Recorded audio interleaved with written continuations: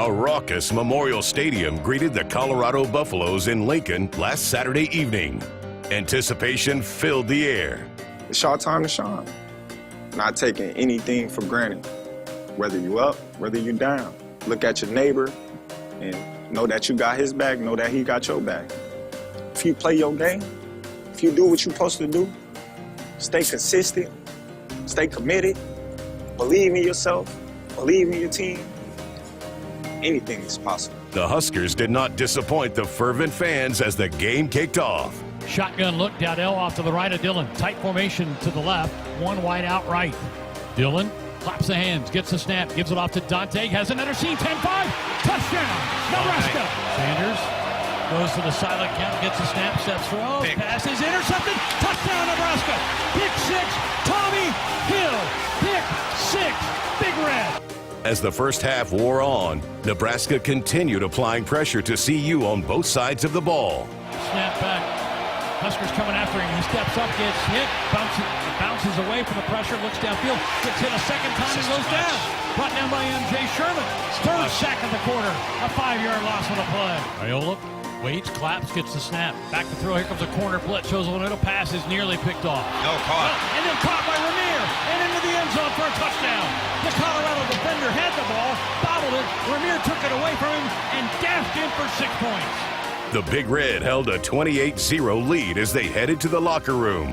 Neither team found much rhythm in the second half, as play was marred by a slew of penalties on both sides. But the Huskers' impressive first half held up in a 28-10 victory. After the game, both players and coaches basked in the win. Wins are hard to get in this game, and we're going to cherish and celebrate every one.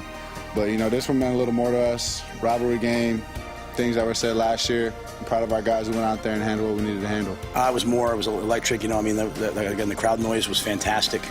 The energy was fantastic. I think our players fed off that.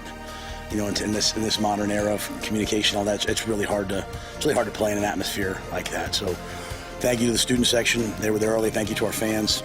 It was really a special night. Now, NU turns their attention to FCS foe Northern Iowa. While the Panthers may not pose as big a threat as Colorado, the Huskers haven't altered their approach during the week. Yeah, I think anytime you play a good game, you can't get too high on yourselves. You know, you still have to stay level-headed. I mean, it's last week. That's in the past. We're on to this week. It's a new team. Anything can happen this week, so we have to have the right mindset going in every week, no matter who the opponent is. So you can never get too high on yourselves, because as soon as that happens, then you take a dip. So we don't want that. We want to keep rising and keep improving every week. Yeah, we just got to focus on the next thing at hand, and the next thing's you and I. And last week's over with. We understand that, and we're just in the process phase right now of dominating our process and really trying to understand everyone's process. So, yeah, it makes it easy when you think of it that way for our team. And we're just excited for the next week that we have to play together. If you want to play championship football, you're just like this. That's why I don't get too high, I don't get too low. I don't, it wasn't the highlight of the year for me, right? It wasn't vindication, it wasn't anything. It was a game that we played, 1-0 that I expected the game to go that way. I expected us to score 40 points in that game and hold them to about 10. So we have to improve, because there's other teams that we're playing, like this type of team that we're playing this week, this physical. How are we going to match up against those teams? We play 2 spread teams. Now it changes. Live from the Huskers Radio Network, this is Husker Game Day, brought to you by Dakota Mac. Husker Game Day is also brought to you by your Midwest Ford dealers.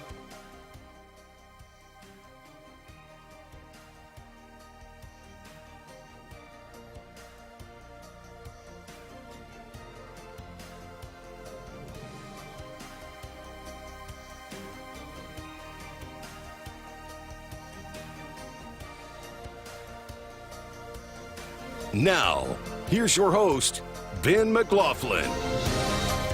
Good afternoon, Husker fans, and welcome to another edition of our Dakota Mac Husker Game Day show here on the Huskers Radio Network. We are 4 hours away from kickoff between Nebraska and the University of Northern Iowa here at Memorial Stadium, and a lot of chatter this week, both locally and nationally, about your Nebraska Huskers with what they've done over the first couple of weeks here in 2024.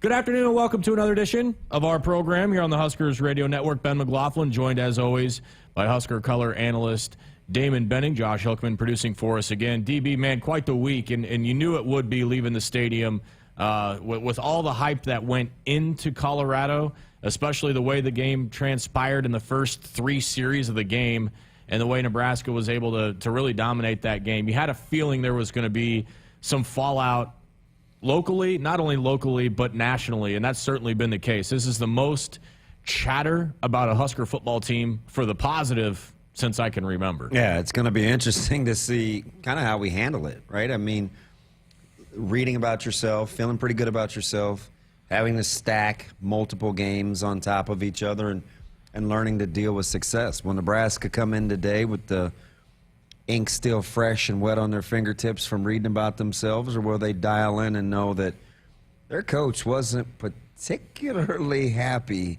on Monday? And I don't think it was coach speak at all.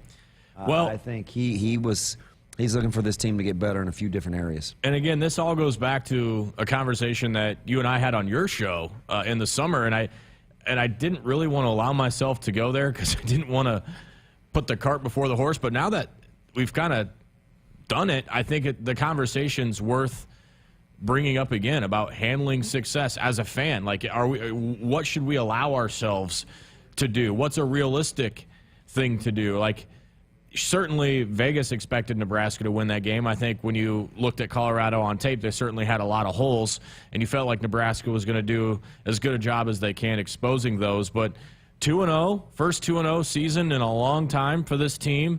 Another very winnable game here today, and you start to get the feeling that this team's starting to maybe turn the page just a little bit from the scars of the past. How should Husker fans be feeling right now? Well, I think it's a lot like the team, but I get it. Fan is short for fanatic, and so sometimes the moment can get away from you. But I asked the question earlier this week to guys in my sphere of influence. It's like, okay, who has to learn to handle winning first?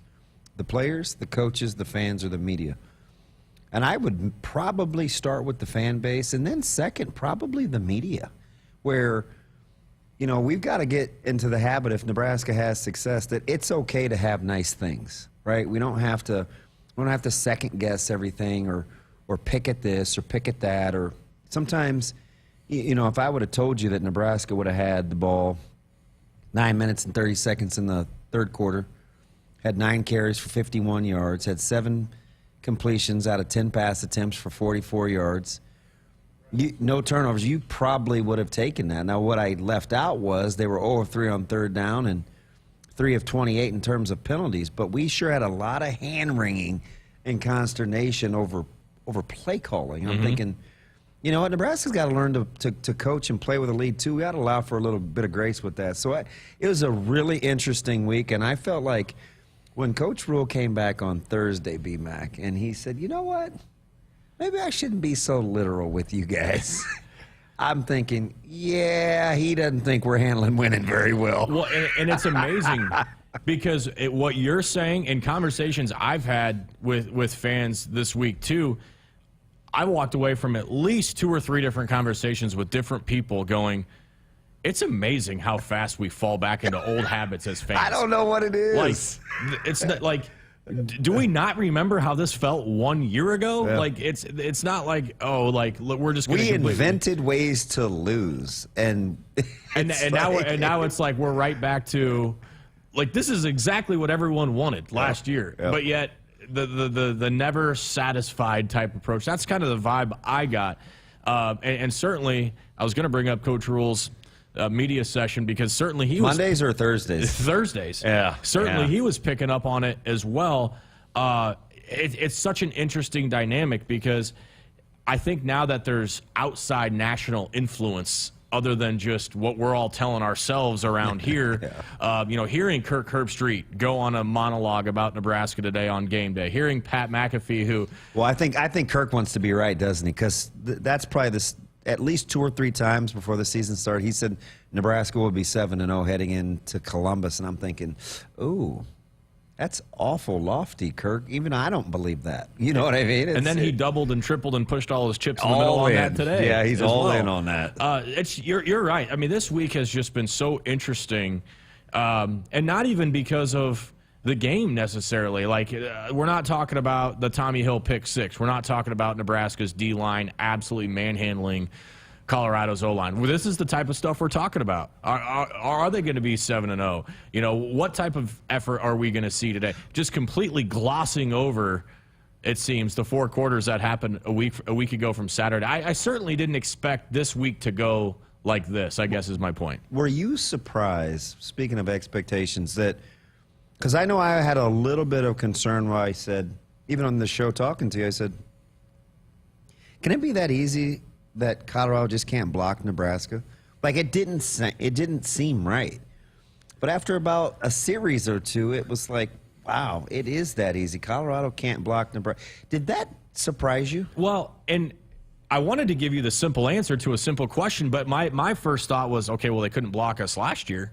Like, good, yeah. I mean, they had a hard time blocking us last year, but so short of turning the ball over on turning 3 the ball out of over 7 possessions, and they avoided the big Buffalo play, which we all thought was going to happen maybe 2 or 3 times. I mean, Jimmy Horn was MIA all night. He's probably not a happy customer. I wouldn't expect there to be that happiness on his end either. You know, and I think that was the big thing is, you know, they had a couple decent chunk plays to Travis Hunter, but other than that, you know, there really wasn't that big chunk play. But I think more than anything, it makes, and this is something we'll talk about throughout the course of the show today, it just reinforces the fact that getting old and staying old on the D-line, I think, is going to be a trend in college football. And not only has Nebraska stayed old, but they have some dynamic defensive linemen that are going to keep Nebraska in a lot of football games. Yeah, when you're in position to potentially think about redshirting guys like Van Poppel, you're probably pretty good, right? It's they just have so much depth and a lot of luxury of guys that grew up seemingly overnight, right? The Judys, the Linharts, M.J. Sherman having his best campaign as a Husker, and you know, then the menaces in the middle with Hutmaker and Ty Robinson, who I think without question played his best football game. And you and I were joking in the 5th quarter last week. It's like when you can come in with substitutions of James Williams and Jamari Butler, it's just, you know, sometimes it just doesn't seem fair. But I'm glad we're on the giving end of that this time. Yeah, I mean, spotting for Greg in the booth, it gets to where every time I see a Kai Wallen, I'm like, hey, say that he's out there, because I'm excited to see that they're in there, and it's just like, he's like, yeah, I know, like, I got it. Like, but do you remember the funny story? I was doing kind of the walk around with Coach Roy last year, and we were talking about discipline, and Kai Wallen was on his phone before the game started. Nobody was out there yet. There were probably 15 guys out there. Kai Wallen's on his phone, and Coach Roy said, hey, this guy, is that a good place to have that phone? And Kai said, well, no, I'm just waiting to see if they're going to meet me for treatment. Like, I'm talking to such and such, and I think it was one of the athletic trainers. And so we walked about another 10, 12 yards, and he goes, need to stay disciplined. He's going to be a really good player. You watch. And that was a year ago at this time. So it's like he just has this uncanny, weird way of speaking things into existence. He said M.J. Sherman needed to get in shape. He wanted him to be in elite level shape. And it's like M.J. Sherman is in elite level shape, right? It's just – he just has this way about him. His roster management has been fantastic. Think about guys. I mean, the story's been told already. Guys showing up to camp overweight. Guys showing up, you know, in a crowded running back room, not doing the things they need to do. Yeah. You know, and even fumbling in the first game. And has the amazing thing to me. One of the more amazing. There's a lot of amazing things about what Coach Rule's doing, but to have a response, to have an action like that as a coach, and to get the response that he's consistently getting with these guys this day and age, where if it comes time to fight or flight, most of these guys are like, see ya, I'm going. It's easy for guys to get in their feelings nowadays, isn't it? Exactly, but he has a way of bringing so many of them back. How about the guy who had the pick 6 last week? I mean, go up and down the roster, and it seems like guys have been at somewhat of a crossroads, and that might be a little bit dramatic to say crossroads. Certainly not in Tommy Hill's case, but in other cases, you feel like, you know, on other teams or maybe in years past, I could see where this was enough for a guy to say, yeah, I think I'm just going to pack my stuff and try another color. Mackay Bear. Yep. I mean, there were some guys where it was like, hey, are you with us? If you're for me, okay, hey, I'm hanging in there. And that's pretty cool to see them bearing some fruit. Absolutely. Well, speaking of Coach Rule, and that's where I wanted to steer this conversation next, because, you know, he does such a great job of controlling his program and even controlling the media to a certain degree based on Thursday. I didn't know that he had that kind of power. Like, I'm not mad, I'm disappointed kind of, I would say, reaction. But, you know, my question to you, Damon, is then what type of messaging was being passed down to the team? Because I have to imagine, if I had to guess, this was maybe one of the more physical weeks of practice in terms of a challenge to his players. Yeah, you know, so a couple guys were on notice early in the week, right, where he talked about special teams and the wide receiving core, and he felt like some guys got a little tired and sluggish late, and so you just knew that was going to be something that he was going to address this week. And so they came out relatively healthy, and I think he could afford to really get after it this week in terms of practice. So I imagine it was extremely physical, especially after he talked to us on Monday, because he didn't seem to be in the greatest of moods. Well, and I think, too, part of that probably was picking through the film and saying to the team what we all saw in the second half. The good news is there was still plenty of coachable moments for this team. Oh, you and I did talk about exactly that in the fifth quarter, saying, yeah, you won, you dominated the football game, but you better believe it's not going to take very long and the rewatch to go, yeah, this is all stuff that we need to get taken care of. Tell you what, when he said that, and we're like, okay, there's two reasons that I think Nebraska will stay on the gas this week against Northern Iowa, and it's Matt Rule. Right, like those are my two.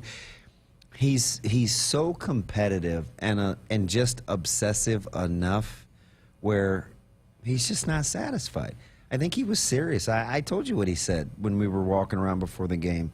His confidence was through the roof, and I think he truly believed it should have been somewhere around 40-10. And the fact that it wasn't, somebody's going to have to pay for that, because I think he enjoys being right. Yeah, yeah. And you know, I think you can literally handpick 2 or 3 plays, and you can get there pretty easily. It's not a far-fetched idea to think that should have been a very realistic result. I tell you, the other thing he's probably mad at, he told me they'd run for 230, and if they don't call that run back, he's probably right at that number. So there's a lot that he's motivated by. Sure. Speaking of motivation, wanted to point to a clip that Josh put in our montage, the Bud Crawford speech. You know, the folks, if you have not taken the time to get behind the Nebraska series they're putting out on YouTube, really the behind the walls look, you're getting some exclusive footage and content that we just have never seen before from a Nebraska football standpoint. I mean, pregame speeches, you're getting the authenticity of team moments in meetings and how these players are communicating with one another and play how they're playing for each other. Everything that you maybe think is hyperbole coming out of mine and Damon's mouths every week, just go watch for yourself and come up with your own opinions. But I mean, when they put the episode out, and you know, we all saw Bud, and I knew you knew Bud was going to lead the team out of the tunnel and be a big part to the game day last week. That was something else. Yeah. That was really not only putting goosebumps up and down your back, but just the real authenticity coming out of his mouth to that football team. I was hanging on every word. I can only imagine how the team was feeling before taking the field against Colorado. Yeah, it was the perfect storm, right, and the perfect guy. People forget, but he doesn't how he got his title shot, right? He was a fill-in, a guy that was supposed to be a placeholder that wasn't taken very seriously, and he had waited forever for his shot, and he did it in some unfriendly confines across the sea or across the ocean. So he, you know, it's just his personality. It is so in tune with kind of how Coach Rule thinks. Never satisfied, kind of that chip where it's us against them. Like, you better rally with me. Like, I'm supremely confident. Hop on board. It's a nice little match. And I love the fact that he said, he's constantly sending messages, isn't he? He goes, I want people to know, Nebraska has, they got celebrities too. We're good at this too, and it's diamond shine anywhere, right? It's just he's letting us know how he thinks. He had some one-liners in there that there should be T-shirts made today. Like I should see some T-shirts with some of the stuff that I saw out of his mouth. And to me, I would have started last week with correct the correctables. That might have been my favorite, and he just kind of slid that one in. But I think what you're saying about with Crawford's career and how it unfolded, the way he was just believing everything that he was saying, and it was almost the perfect scenario to plop him in there. And I got to believe it's more than a coincidence that it was before Colorado, where he's talking about, I don't care who your daddy is, I don't care where you're playing in the NFL. I mean, is that not boxing? That is showtime, baby. That is showbiz when it comes to boxing. And he's so competitive. He comes out on the field and he's having throwing contests and who can catch the most balls, and they were going to get him off the field and he wanted to stay on the field, and he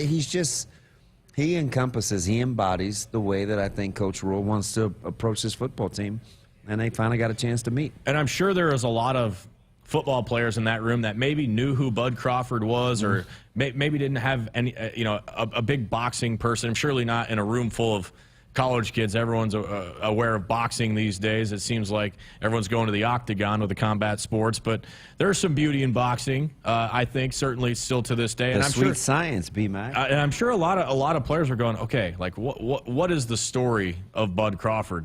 And they probably whipped their phones out, did a little Wikipedia search, and going, oh. Yeah, I probably ought to listen to what this guy's saying.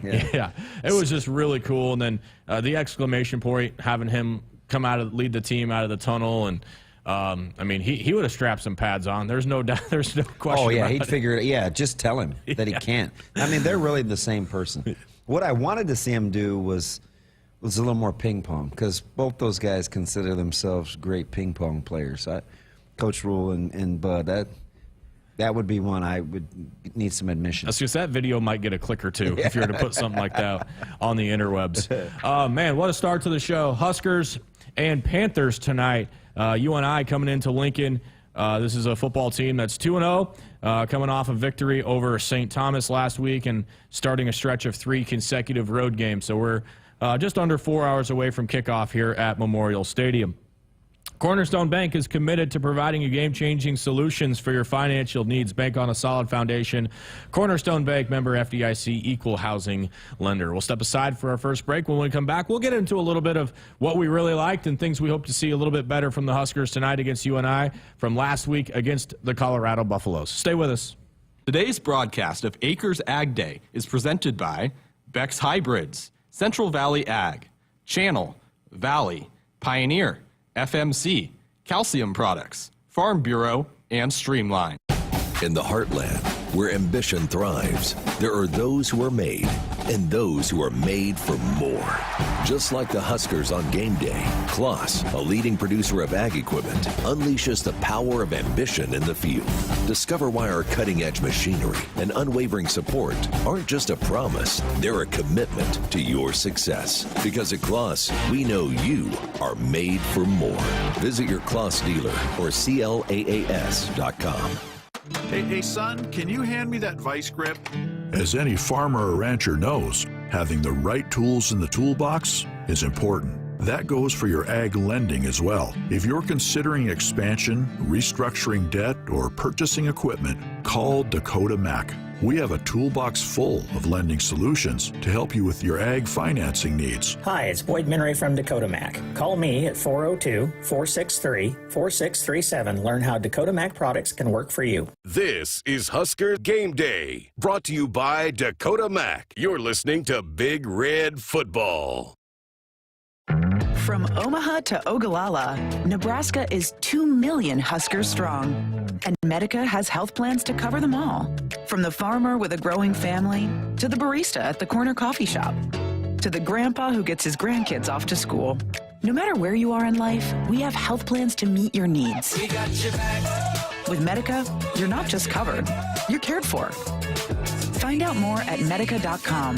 That's medica.com. We got your back. Gary's Quick Steak is 100% sirloin and cooks from frozen in minutes. Hi, my name is Gary Rower. I developed America's fastest cooking Philly steak from my 2 cheesesteak restaurant chains, one of which became a top 100 chain in the country. Faster means more great tasting meals in minutes. I promise you, if you try it, you're absolutely going to love it. My Quick Steak can be found in stores near you or buy online. Look for Gary's Quick Steak at your local grocery and club stores. Tune in to the 12th annual Team Jack Radiothon presented by the Home Agency on September 26 to raise funds for childhood brain cancer research. Childhood brain cancer is a devastating disease affecting 5,000 children each year. Current treatments are over 40 years old and leave children with lifelong deficits. Team Jack is working to change this. Become a champion for a cure for just $20 a month. Every dollar counts towards discovering new treatments and ultimately saving young lives. Visit TeamJackFoundation.org to donate. Your contribution matters more than ever. Hey Husker fans, Coach Rule here, thanking you for your incredible support of Nebraska football. We're working every day to bring championship football back to Nebraska. Just as important is your contribution to 1890 Nebraska, the official NIL collective of Husker Athletics. Every contribution, no matter how small, makes a big impact. Your support helps us recruit and retain top talent, bringing a winning program that can compete at the highest level. Visit 1890nebraska.com or text NEBNIL to 801-801 now. There's something to be said for American made, but at Monolith, we're helping create Nebraska made. From here in Nebraska, we're producing low-emission carbon black for tires across North America. Soon we'll be providing farmers with locally made fertilizer to reduce our reliance on foreign imports. We're investing hundreds of millions in our multiple Nebraska facilities and employing Nebraskans in high-paying jobs that support families and communities. Monolith, Nebraska made. You expect your home to protect everything you love, but you don't expect the ways water is breaking down your foundation and damaging your home. Cracks in walls and uneven floors are just a few signs your foundation is compromised. But there's one way to get answers to all your concerns: a free home inspection from Groundworks. We put water back in its place. Get your free inspection at groundworks.com. License number C142293. Let's pause 15 seconds for station identification on the Huskers Radio Network.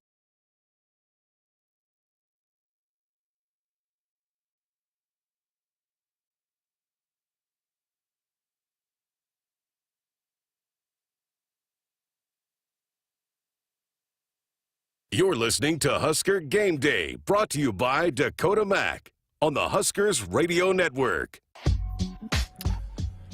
Blue Cross and Blue Shield of Nebraska honors Nebraska's outstanding teachers who help students live their best and healthiest lives. Tell us about your favorite Nebraska educator at huskers.com/touchdown for teachers. Welcome back to the Dakota Mac Husker Game Day Show on the Huskers Radio Network. I'm Ben McLaughlin, joined here in studio by Husker color analyst, former national champion, all-around good dude, Damon Benning. All right. I don't know about that, but I'll take it. My thoughts and my impressions are my own, Damon. Let's get into the game itself. I mean, we sat in these same chairs last week saying, I was like, I want Nebraska's defense out there first. I know Colorado feels the best when their offense is out there, but if Nebraska can get an early stop, the stadium will start cracking at the seams. And I'm not sure that happened, but it was very loud in there, and it did their job. And then I think after the Huskers went down and scored in the pick six, it was over. Yeah, it had been quite a while since we'd seen the student section there that early and that loud. But obviously a lot of what they were saying we can't repeat. But that just lets you know that they followed instructions. Nebraska nice on Sunday. It was definitely not nice on Saturday. That place was incredible, and I know we were kind of joking with Josh over the breaks and stuff, and like, hey, are we coming through okay? And he's just like, yeah, but it's a lot of crowd noise. Like, it was loud last week. Yeah, I had a hard time. I mean, I remember sitting in the booth, kind of just going over stuff with Greg, kind of giving him a pep talk about, hey, we got to conserve energy, and this is going to be a long day. And then they conveniently put the Iowa State finish up there when the Cyclones booted through the field goal, and that was a roar. I go, okay, just forget everything I just said. It does not matter what I'm saying right now. This place is going to be coming apart. The tunnel walk, just so Both much. of them. Yeah, both of them. The frothing at the mouth from Husker fans on Saturday. The game couldn't have started any better. And then the way that Dylan, I think, just kind of controlled everything was another big stamp of approval. We were all curious, it's one thing to do it against UTEP. Doing it in prime time, against prime time, in that type of environment, handling your emotions, it's something he's probably never had to do at that level. No, and when he was kind of walking through the start, and he talked about the deflected pass and then the drop ball, and he kept calling it uncharacteristic, and I just kept thinking the pick six, which uncharacteristic. It's like, yeah, you know what? This might be a tough place to play again. He acted as though it was going to be okay, but then to come back and hear guys like Travis Hunter and company say, you know what? It was so loud we couldn't think. That's what I wanted to hear, right? Yeah. Like, that place was rocking, and it will be hard to replicate, at least for this week, but, man, stay with it. If I had a nickel for every time somebody asked me, was that the loudest you've ever heard it? I'd have a lot of nickels this week. But, there have been moments in recent years, right? The end of the third quarter against Michigan a couple years ago, the Tommy's run against Oregon. I'm forgetting a couple other moments where it has been really loud. 2014 Miami. 2014 Miami, yeah, the Oklahoma game. There have been moments where it's been loud, but this was start to finish. Like, they were merciless in their crowd noise for 4 quarters, and that's what made it such a special environment. And there's no question the black shirts fed off that. Seeing Buford and Gifford and the Bayer, Mekhi Bayer, what a game he had. And I think secretly you and I were doing the fist bumps under the table for old 42 last week. For right, backing everybody up his was chatter. like scared that he was actually confident, and I loved. Hey, how about this? How about Nebraska's production crew in the football office getting behind and standing behind their guy, right? With the clips that they released with Bear and his presser and what national pundits had to say, and then it came out from the university football account. Man, I'm all in. They're just not going to be afraid of expectations, and they're going to embrace them. That video, I loved it. Oh, it was incredible. I loved it. They had their guys back, right? Yeah. It was fantastic.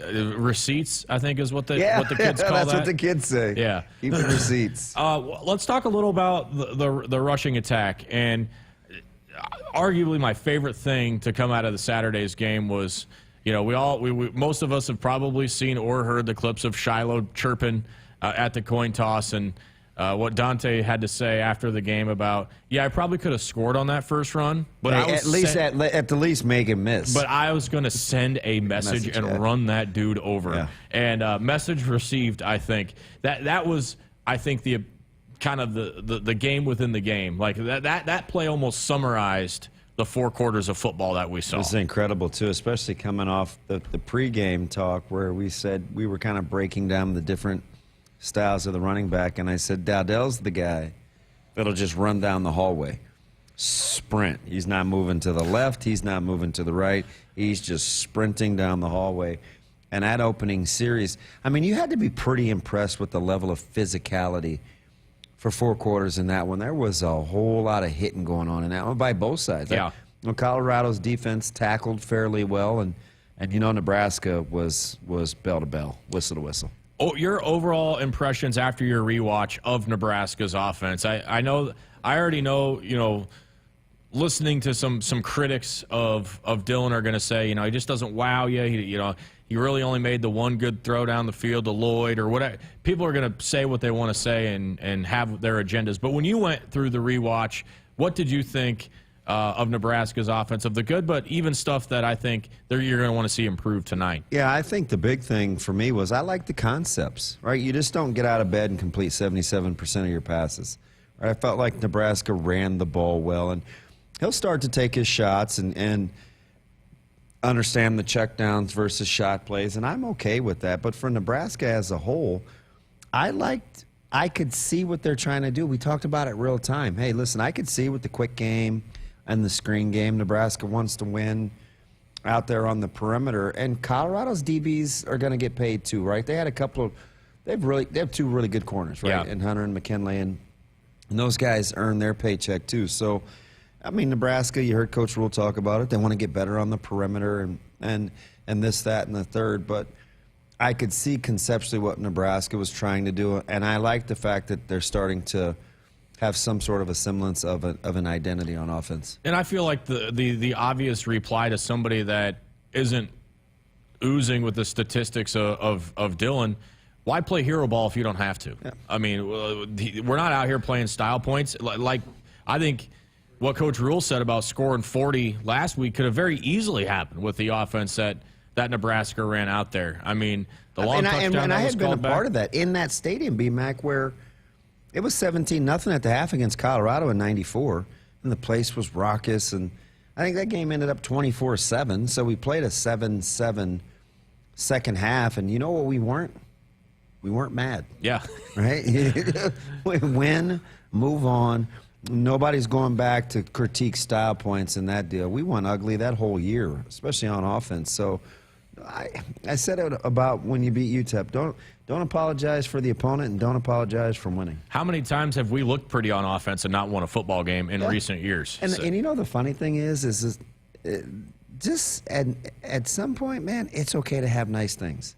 We don't have to worry about, you know, when the offense and the play calling and when's Tony White gonna leave, or I mean just strange things that we get worked up about before they've even happened. It's like swallowing cyanide expecting someone else to die, right? Like, let it go. Don't get that out of your heart. Let's just play ball and enjoy the moment. Another area that I want to talk about is something I think we beat the drum on this pretty hard and often last week on our show. We were curious how Nebraska's corners would stand up. Yeah. Obviously, the pick six was more on the quarterback, you know, making a dumb decision. But overall, how did those guys stand up against maybe the best skill set they'll see all year? Yeah, I thought they were outstanding. I mean, and outside of Ohio State, you're probably right. That they answered the dinner bell, and that secondary is starting to really settle down. They managed to stay healthy, so they haven't had to rotate a ton of bodies. And those corners withstood the test. A couple of really good open field tackles by Buford, who's a little undersized and not a natural corner. There's a lot of good to take away, especially when you pit it against how that front six is playing, or front seven, I guess you could, seven-ish is playing. You allow your secondary to do some things, and I like the way that the corners played. Sierra Wright coming into his own now, giving Nebraska Getting more snaps. Giving Nebraska another option. I like the direction they're headed. And, hey, I'll say that I'll stick up for the secondary here a little bit, too. The D-line and the linebackers are getting a ton of praise for getting pressure on Shedeur, but there were a handful of coverage sacks in there on Saturday, too. There were moments where there was nowhere to go with the football. First, second, third reads taken away. He held onto the ball way too long, and someone finally got home. Let's not just put it all on the D-line for their ability. They deserve a lot of the credit, but I think the secondary shouldn't be overlooked for their effort. As little pressure as Nebraska's had to bring, those guys on the back end are doing a good job. Sure are. Nebraska's offensive line is really starting to develop their own reputation, Damon, and this is another area where we probably had higher expectations than most years just because of the experience, and we talked about this ad nauseum before the UTEP Minor game because of, I think, was it the 17 starts for the Miners, and Nebraska was well over 100 with their unit on the O-line. How do you feel like these guys are operating right now, led by Ben Scott at center? From a physicality standpoint, I really like it. I like the downhill run game. I still think we're going to see a ton of wrinkles. And, you know, what I think Nebraska wants to do is they want to be able to hand the football off. Handoff run game is going to be a thing. And if Nebraska wants to be able to run the ball when they need to and not just when they want to, they got to continue to build on that physicality. So I like the start that the offensive line has gotten off to. And I think Coach Satterfield's done a pretty good job of scheming other guys involved in the running game other than just the O-line.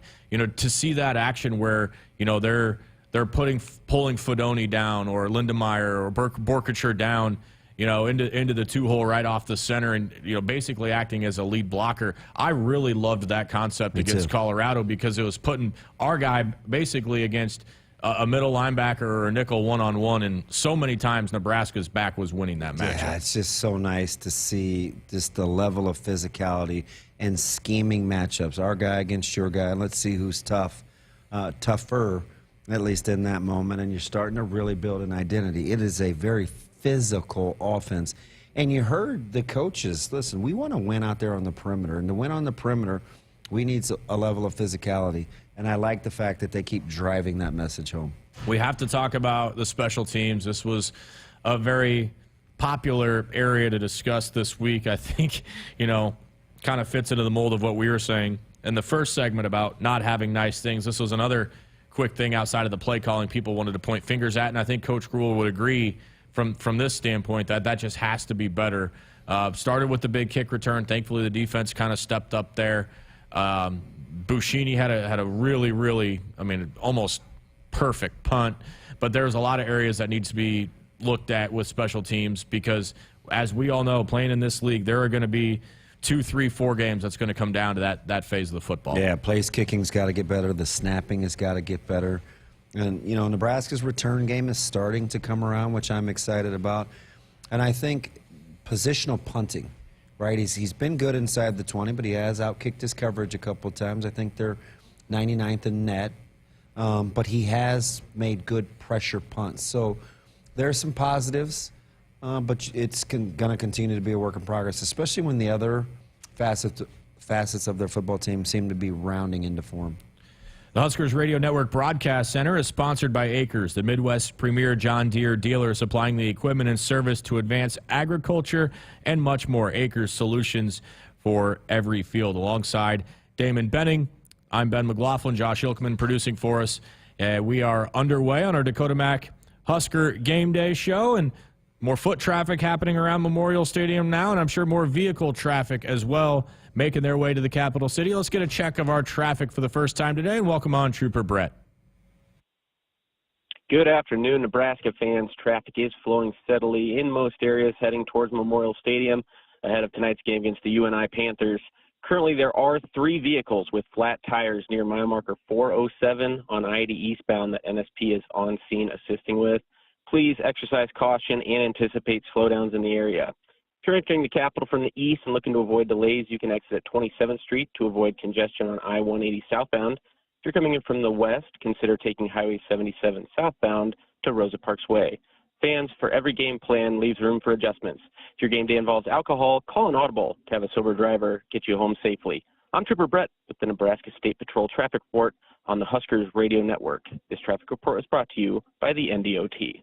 You're listening to Husker Game Day, brought to you by Dakota Mac on the Huskers Radio Network. Here in Nebraska, we love our teachers. Blue Cross and Blue Shield of Nebraska is teaming up with Husker Athletics to recognize teachers who help students live their best and healthiest lives. Visit huskers.com/touchdown for teachers today to tell us about your favorite Nebraska educator. Winning teachers get a school day visit from Herbie Husker and a VIP experience at the 2025 Husker Football Spring Game, thanks to their biggest fans at Blue Cross and Blue Shield of Nebraska. Head to huskers.com/touchdown for teachers today. Sunday morning. You can smell it. Game day. And the brisket you've been smoking since last night. A day to be with family, aka fellow football fans. Traditions make Sundays easy to enjoy. Beers do too. Bud Light. Easy to Sunday, easy to enjoy. Bud Light is the official beer sponsor of the NFL. Enjoy responsibly. 21 plus. Copyright 2024 Anheuser-Busch Bud Light Beer, St. Louis, Missouri. This is Husker Game Day, brought to you by Dakota Mac. You're listening to Big Red Football.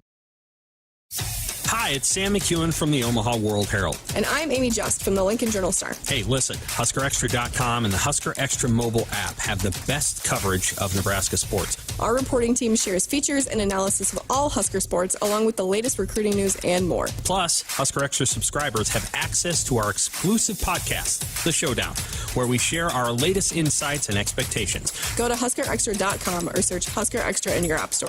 Download and subscribe today. Being game day ready means bringing the die-hard passion, all in, all the time. And now, you can show your Husker pride everywhere you go with the Husker Visa Debit Card. free with FNBO free checking.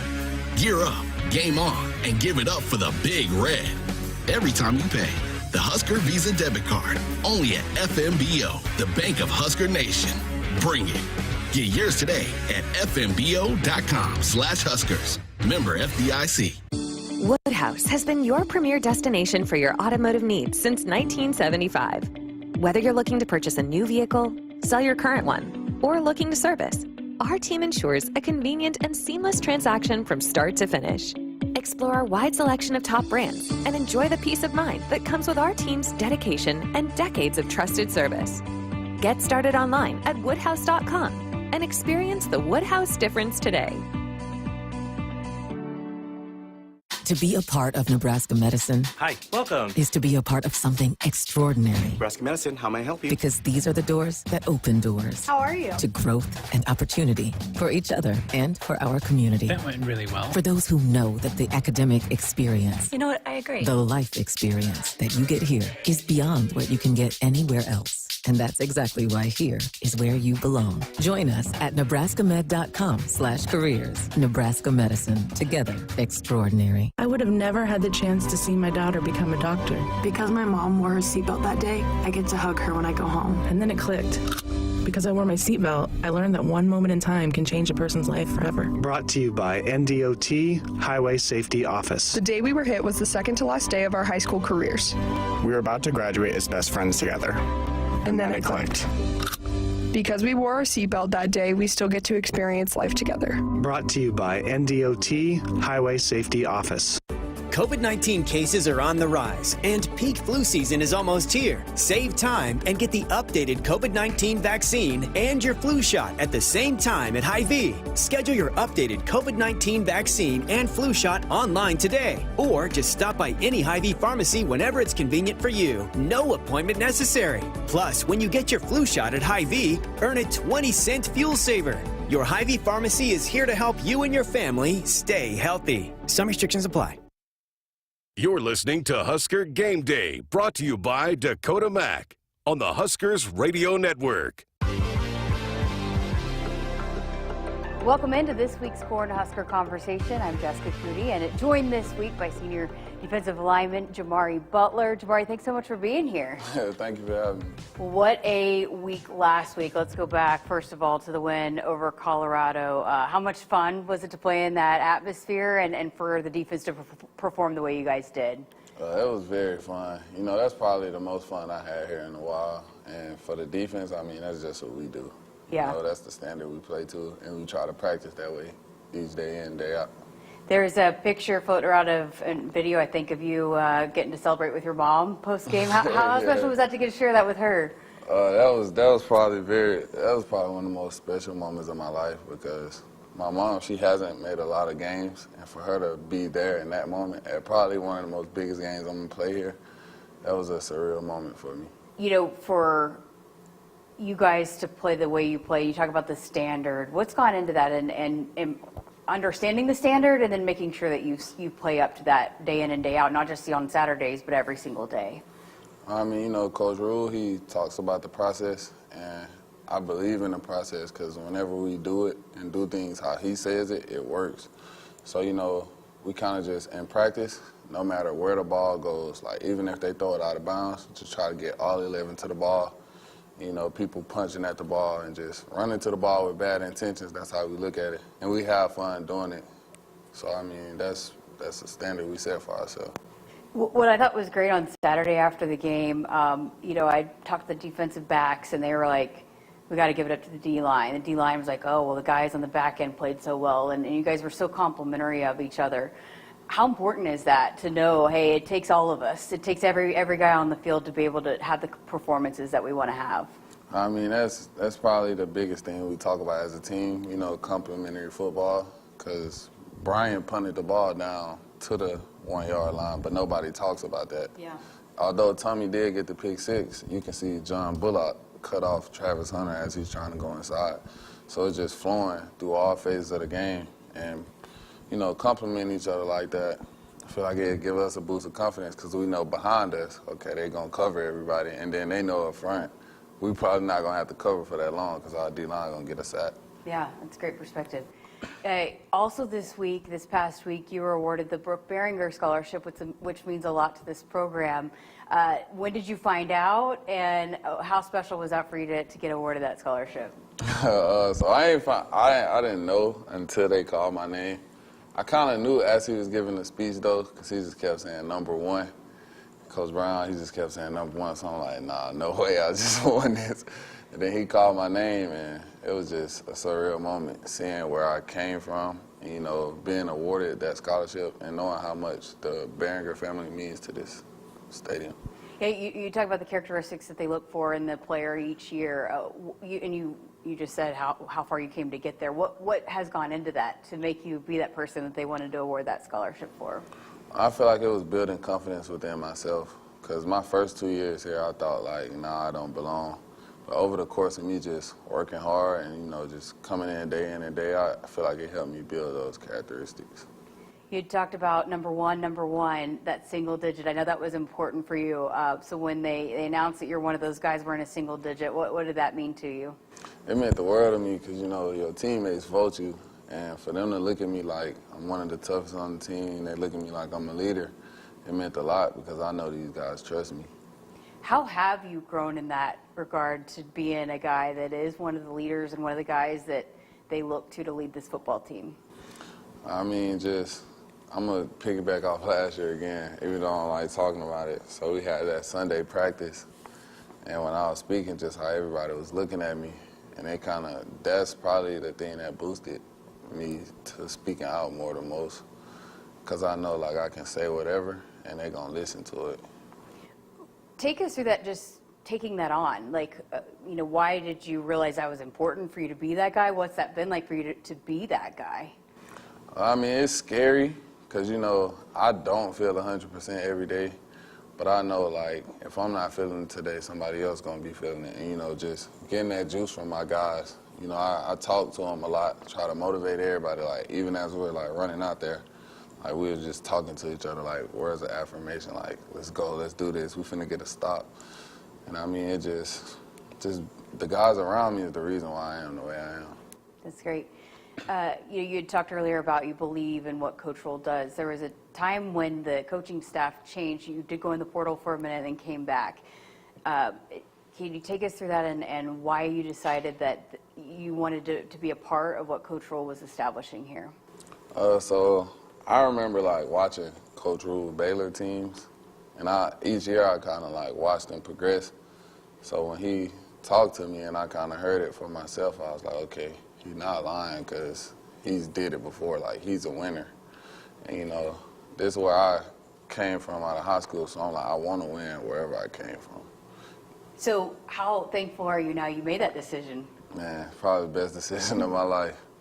That's great. You know, I remember talking to you at the end of last year, and it seemed like the game was really slowing down for you. You were really starting to see things differently.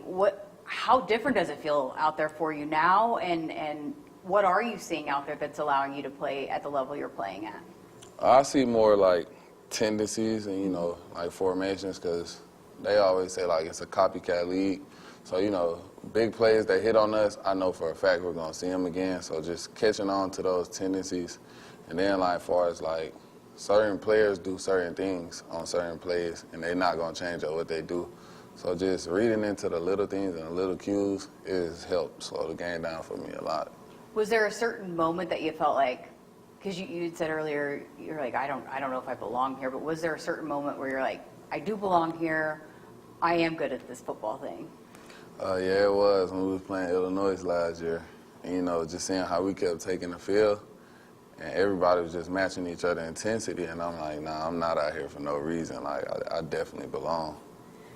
How different did it start to feel, too, for you out there just playing and playing free and playing loose and playing with that confidence? I mean, it felt great because I know the guys around me, like, even if I am wrong, they're going to make it right. And I feel like that's the biggest part of our defense. What people might not know about you either, though, is you're still pretty new to football, and you were very new to football when you got here. You were a basketball player. So tell us about that. And first of all, what do you love about basketball, and why you thought initially basketball was for you? So I'm a big Michael Jordan fan, and I always was watching his highlight tapes. And I kind of wanted to take the NBA route, you know, but not unfortunately, but you know that wasn't my route. I thought I was good, but I don't think I was that good. But you know, when you initially gave up football, because you played it right a little bit, why did you make that decision to give up football in the beginning? So my high school, we wasn't good at first, so I was like, nah, I just don't want to waste my time doing that. So I just played basketball instead, because we was a decent basketball team. You know, we went to regionals a lot. And I'll never forget my high school coach, Rico Jackson. I was in a workout class, but I was never going to it because I was a basketball player. I'm like, nah, I'm not lifting weights. I'm not lifting all that weight. So me and him, he pulled me in his office. He talked to me. He was like, the analogy he used kind of crazy, but it got me. So he was like, why would you take a class knowing that you don't want to lift? He was like, if me and you go to a store and I buy 2 steaks and I don't give you one, you're going to be mad, right? And I was like, yeah, I'm going to be mad. I went to the store with you. He's like, so why not just come in and put in the work and just, believe in me? And I just rolled with him. I was like, let's do it. Wow, that's awesome. So then take me through the decision to go back to football and why that was a good decision for you then. Because it was a lot of, you know, we had a new coaching staff in high school, so kind of the same thing that happened here was what happened to me in high school. And just, they sat me down and showed me their vision for me, saying I could play college football, being a DN, and I just went with it. I'm like, I don't got nothing else to do, let's do it.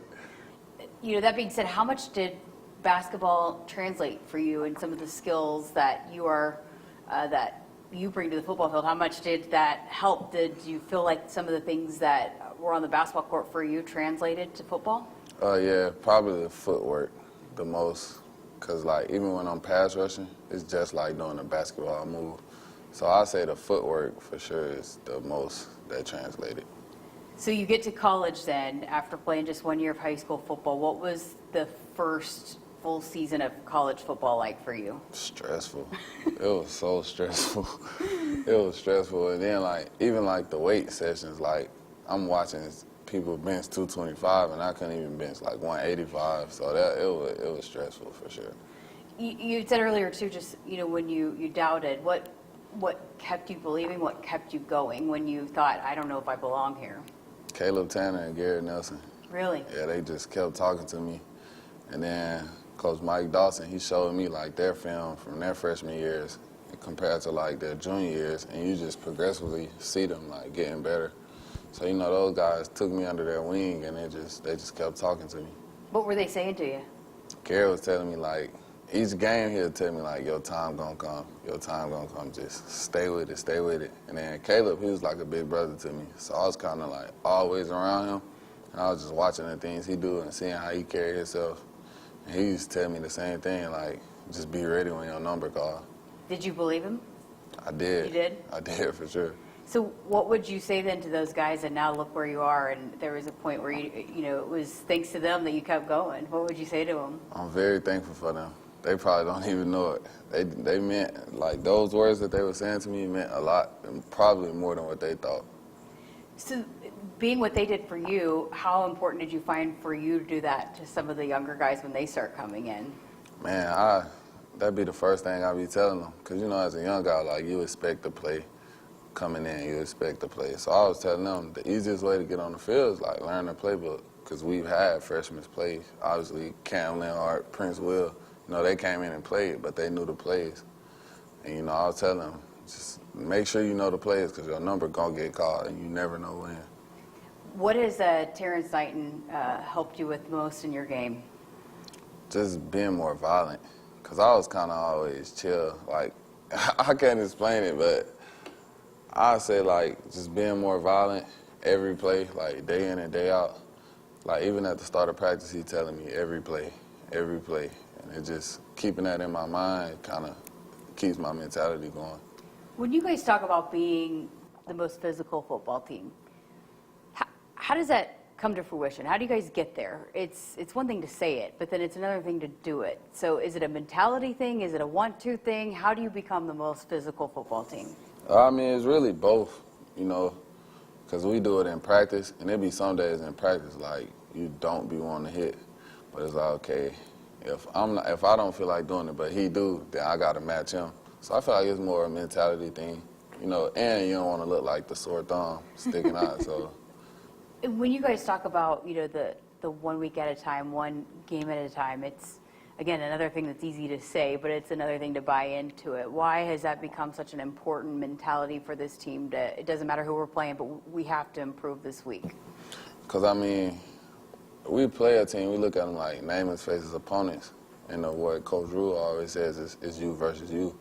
When they turn on the tape, what they're going to see. So really, you playing another team, but you're going against yourself. And that's how we look at it each week. What has made you believe that this defense could be the best in the country, like that you guys can set the kind of goals that you guys have set? When did you see that, hey, we've got the pieces, we can be whatever we want to be? When I seen how we was playing like Big Ten teams, once I seen how physical we were with teams, like although we lost, physically we were dominating, and I kind of, you know, watch film, evaluate, and I was like, yeah, we can be different. How does it feel to being a player-led team? And I mean, just seeing you guys on the sideline, especially on the defense and the way you guys interact. How is that different? Why is that important for this football team, for you guys to be that? I mean, sometimes it be feeling different. Like, so you'll think a coach gonna say something to you, and he don't. But he waiting on you to say something to the group. So it'd be weird at times, but I feel like that brings out the best in everybody. Because, you know, they coaches, but we did those mat drills. We did all those hard workouts together. So, you know, just leading each other, I feel like it just raises the standard day in and day out. How would you describe your journey from when you're that high school kid getting the recruit, or just getting those offers, playing 1 year of high school football, to where you are now? Oh, it's crazy. I'm going to do a book on my life after football. It's crazy for sure. What are you going to write about? I don't know. It's going to be a little biography, though. I'm going to figure it out.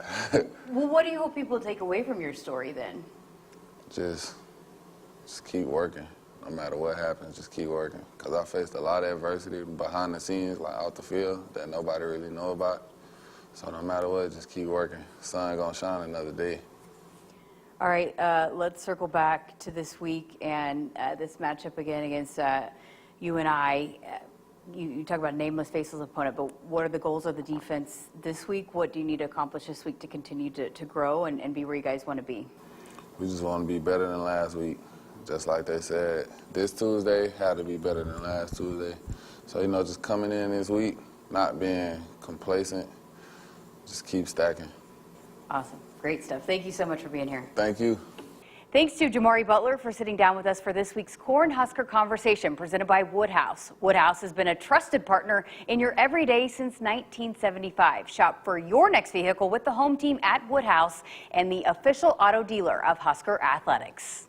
You're listening to Husker Game Day, brought to you by Dakota Mac on the Huskers Radio Network. Husker fans, during tonight's game, we are recognizing the agricultural community in our great state with Akrs Ag Day celebration. Farmers and ranchers have helped build the culture of this state through hard work, grit, and toughness. Nebraska Athletics is proud of our agricultural heritage and strive to live out these same values every day. We would like to recognize and thank our partners supporting Akrs Ag Day: Beck's Hybrids, Central Valley Ag, Channel, Valley, Pioneer, FMC, Calcium Products, Farm Bureau, and Streamline. Go Big Red.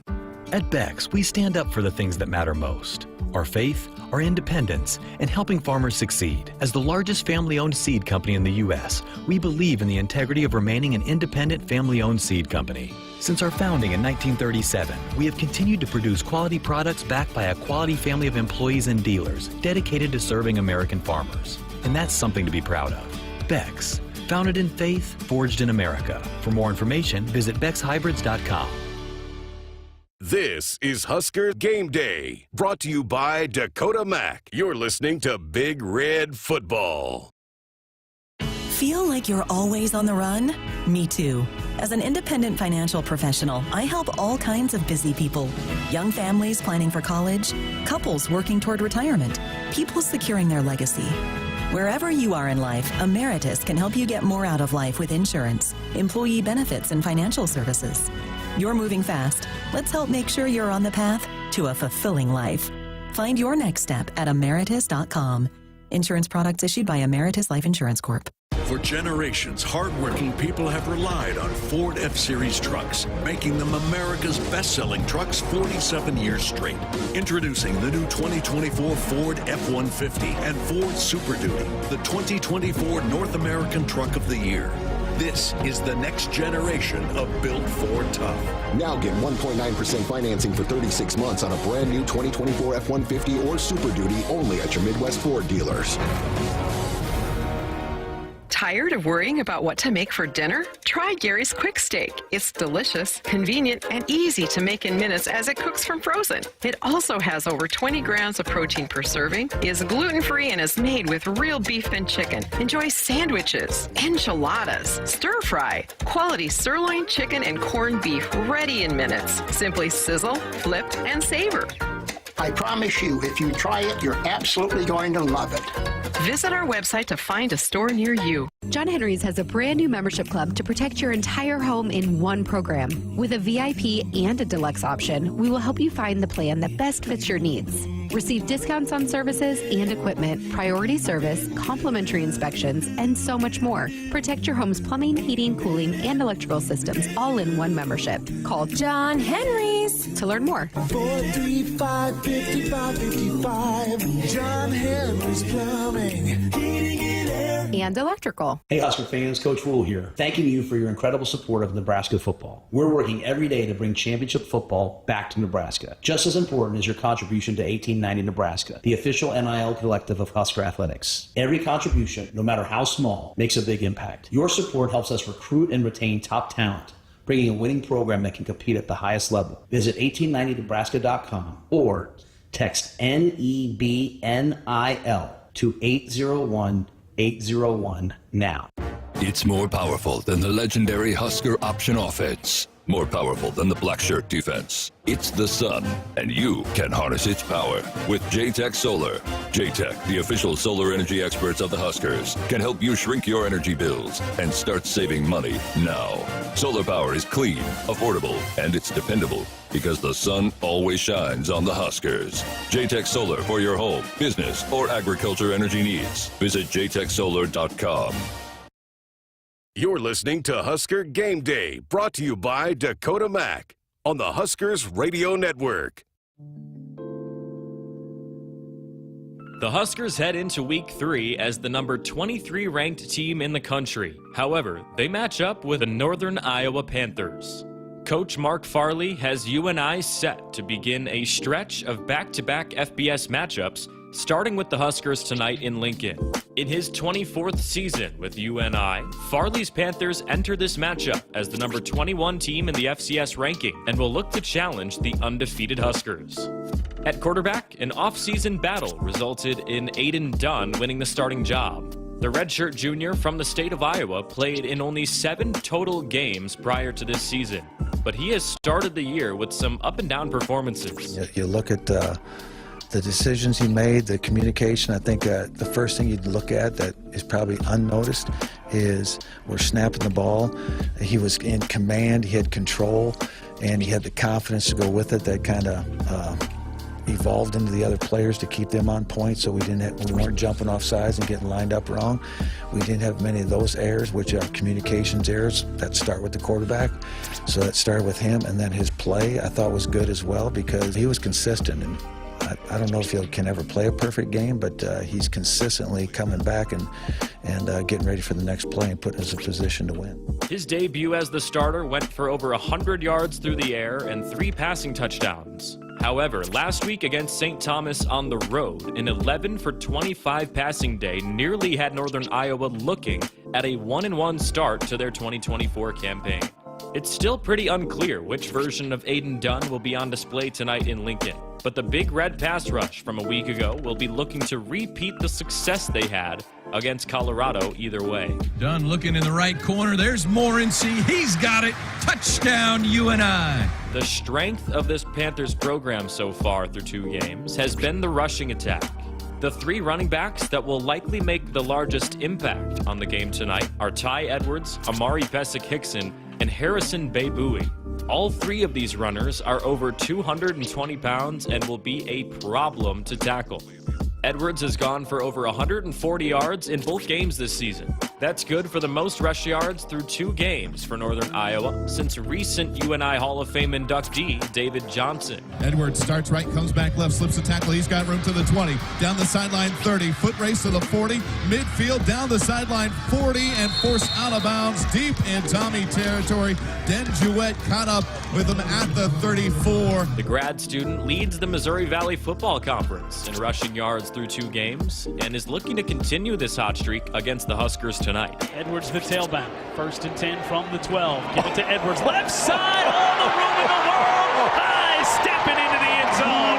Touchdown Panthers. They're up again by 3 scores. Pesic Hickson scored the game-winning touchdown a week ago. It came on a fumbled football that he scooped up for the offense and brought across the goal line. This was an immensely clutch play from the senior from Omaha, and he will no doubt look to build off of it here tonight. Back, Pesic Hickson hitting the back, lost the football, picks it up, spins away, gets to the 10-5, and gets into the end zone. Touchdown. Are you kidding? Bay Bowie didn't play last game for UNI against St. Thomas, but is an experienced back with some strong numbers throughout his career. The redshirt junior from Bettendorf, Iowa, led Eastern Illinois in rushing yards a few years ago, before transferring to Northern Iowa. With Nebraska already having to deal with Edwards and Pesic Hickson, there's a chance a guy like Bay Bowie could be forgotten about. In the receiving game, there hasn't been much production this year. The Panthers sit nearly last in passing yards through 2 games in their conference, but there are a few guys who could burn Nebraska if the Black Shirts aren't careful. Starting with Sergio Morency. The Naples, Florida senior has 5 catches on the season and leads the team in receiving yards. He earned the preseason honorable mention in the Missouri Valley Football Conference this year and will look to have a breakout game on the massive stage that is primetime football in Memorial Stadium. Another player that quarterback Aiden Dunn likes to target is the starting tight end Lane Pryor. The 6'3" tight end scored his first touchdown of the season early in the opening game for UNI. Dunn now back to throw, looking deep, throws to the corner, looking for Lane Pryor, and it's a touchdown for UNI. To the captain. He was also one of the greatest Iowa 8-man high school football players ever, as he finished his career with over 3,500 yards and 52 touchdowns before even coming to play for the Panthers. Tyson Kershaw is another receiver for the Panthers that is trying to ball out. He dealt with a torn Achilles last year and has been recovering ever since. Other players like Desmond Hudson, Jaden Ellis-Leahy, and Naren Bunton may hear their name called a few times as well tonight in the receiving game. Defensively, the Panthers are allowing just 8.5 points per contest. That is the same total as the Husker defense through the first 2 games. However, Northern Iowa has yet to force a turnover, and this is something that the Nebraska offense will look to keep unchanged. The Huskers didn't turn the ball over against the Buffaloes a week ago, and will look to make it 2 weeks in a row with a clean sheet offensively. Nebraska and Northern Iowa have never met in football prior to tonight. UNI looks to take the win over an AP Top 25 team in the FBS, and then move on to face off with the Rainbow Warriors of Hawaii next week, while Nebraska could advance to 3-0 with another win here tonight. It would be the first time since 2016 where the Huskers start a season off with 3 straight victories. Reporting for the Huskers Radio Network, I'm Jacob Schranz. Thanks, Jake. Appreciate that. Look at today's opponent, the UNI Panthers, 2-0 coming into this one. Sometimes, Damon, when there's an unfamiliar opponent, sometimes it takes a little bit to come up with, all right, what are they running defensively? Offensively, what do they like to do? UTEP is a good example. Let's get them in space, and they're kind of fun. It doesn't take a lot of rocket science to figure out what UNI is about. Yeah, it's interesting, too, because going into this season, doing opponent previews, they were going to be a little more space, a little more pace. They had the 4 good wideouts, and so far for them, the quarterback play hasn't really materialized, although I do think it's Dunn's team. They just haven't been able to throw it really well. But, they got guys like Hudson on the outside. But so far, it has been ground and pound with the 2-headed monster of Ty Edwards and Amari Pesic Hickson, who a lot of local folks around the state are familiar with, having spent time in Nebraska. But They want to run the football, and they want to play in the trenches, which we'll see. That's a little subtle challenge that Matt Rule threw out earlier in the week about this is what they think they're good at. Let's see if we think we're good at it, and let's stop the run. Earlier when we were talking about potential physical practices, that was my foreshadowing for this challenge ahead. Just the sheer volume of carries from the backs, I think, has been the most eye-popping thing to me. I mean, they're not afraid to just hand it and hand it and hand it and hand it and see what happens. Yeah, Coach Farley, I mean, that's his MO, right? He wanted to run the football and play with some toughness, and they literally will alternate series or every two, and they try to stay on a rhythm. And if you allow them to stay on schedule without any real splash plays or getting them behind the sticks, it can make for a long day of your offense not having a ton of quality snaps. Well, and they're not fun guys to tackle. I mean, these dudes are 6'4", 230 big guys for Edwards. I mean, that is a load to bring down. That's not a fun guy to put a shoulder and a thigh pad. And conversely, with Pesek Hickson, who's spent time playing linebacker for them. He was a running back, then he was a linebacker, then he was a running back, and so he's got good size, and he plays with extreme physicality too. So, I mean, this may be another one where it won't be for the faint of heart in terms of between the trenches. I was just about to say, logic could tell you the Panthers watched what Colorado tried to do to Nebraska last week, and that's throw it all over, and it didn't work. So maybe kind of changing the mindset to, well, let's see what they can do between the tackles. That leads me to believe that there's not going to be much changing with what the Panthers want to do offensively. I think they want to run the football and get kind of done, settled in, considering he has won that job and it is his. So I think, we'll see how patient they want to be if they don't get off to a good start rushing the football. Stout. I mean, all the cliches are true with this defense. Stout, fundamentally sound, good tacklers. I think the way Nebraska wants to run the ball will be interesting today. I think by the third and fourth quarter, hopefully you can lean on them and pop some big ones. But I think you said a little bit earlier, there's going to be some violent collisions at the line of scrimmage in the first couple quarters. Yeah, and I think that's the way Nebraska wants to play. More depth, better up front. Northern Iowa has struggled to catch and throw the football, and if they can make them one-dimensional, could be a long day for the Panthers between the tackles. Look at today's opponent, the Northern Iowa Panthers from the FCS level. They're bringing their team in here to Memorial Stadium here today. Hey, call a timeout if you or someone you know is struggling or in crisis. The 988 Suicide and Crisis Lifeline is there. Call or text or chat 988. It's free, confidential, and staffed with trained counselors ready to listen and provide support. We'll step aside for another break. When we come back, we got more on the Dakota Mac Husker Game Day Show. Stay with us. You're listening to Husker Game Day, brought to you by Dakota Mac on the Huskers Radio Network. Set, hike. When champions take the field, they come ready to play. TNL Irrigation understands the value of momentum. Like a Husker drive, there's no stopping. If you live for farming and football like we do, TNL Irrigation has you covered. Check your fields from the game with a remote system, or just enjoy the play knowing our systems are reliable as a sold-out Memorial Stadium. Touchdown! Nebraska born, Nebraska strong. Husker Nation and TNL Irrigation are like no other. Tackle the toughest tasks on your farm with Brand Agricultural Products. They've got a complete lineup of grain handling and tillage equipment to take you from the preseason all the way to the playoffs or harvest. All their ag equipment is North American built and backed by an extensive network of dealerships that provide support over the long run. Lead the field with Brand Agricultural Products. Visit Brand.ca for more. To be a part of Nebraska Medicine. Hi, welcome. Is to be a part of something extraordinary. Nebraska Medicine, how may I help you? Because these are the doors that open doors. How are you? To growth and opportunity for each other and for our community. That went really well. For those who know that the academic experience. You know what? I agree. The life experience that you get here is beyond what you can get anywhere else. And that's exactly why here is where you belong. Join us at nebraskamed.com/careers. Nebraska Medicine. Together, extraordinary. Agriculture is the economic engine of the Midwest.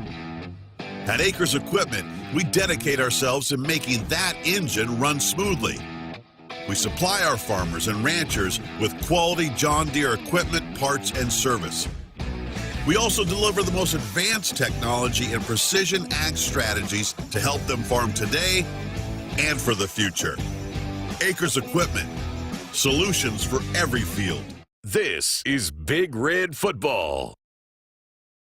Gary's Quick Steak is 100% sirloin and cooks from frozen in minutes. Hi, my name is Gary Rower. I developed America's fastest cooking Philly steak from my 2 cheesesteak restaurant chains, one of which became a top 100 chain in the country. Faster means more great tasting meals in minutes. I promise you, if you try it, you're absolutely going to love it. My Quick Steak can be found in stores near you or buy online. Look for Gary's Quick Steak at your local grocery and club stores. Plungers and store-bought chemicals can only go so far and can harm your drains. Call the professionals at John Henry's Plumbing, Heating, Air, and Electrical to get your drains flowing. We won't only make sure the clog is taken care of, but we will ensure your drains are completely clean so the clog will not come back. Give John Henry's a call today. 435-5555. John Henry's Plumbing, Heating, and Air. And Electrical. There's only a few minutes left before Mom gets home and Dad needs a win. He's had a long day, Mac. He certainly has. Will this All-Star deliver dinner on time, or will Takeout take the title? Oh, look. He's changing up formation. What's he up to? There's a snap. He's heading to the fridge. Something's happening. He's going for it. I can't believe it. Dad's got a bottle of Dorothy Lynch, and he's done it. The chicken, the salad, the veggies. He could go all the way. Incredible flavor. Unbelievably easy. That's how you win with Dorothy Lynch. At Cox Mobile, we know you're smart. You brush your teeth in the shower to save time, make coffee ice cubes for your cold brew, and wear goggles to cut onions. You also added Cox Mobile. So smart. Now you're running on the network with unbeatable 5G reliability and saving on your Cox internet. It's ingenious, just like you. Oh, thanks. Cox Mobile, the smart way to mobile. Cox postpaid internet required. Cox Mobile runs on the network with unbeatable 5G reliability as measured by Ookla LLC in the U.S. to H 2023. Other restrictions apply. Learn more at cox.com/mobile. Working together, Central Valley Ag unites with our farmers to feed a hungry planet. Enroll in CVA's Go Early Seed program and maximize your purchasing power with 1 year of 0% financing for seed and crop protection. Register for a chance to win Husker football tickets when you enroll in CVA's Go Early Seed program by October 18th. Details at CVA.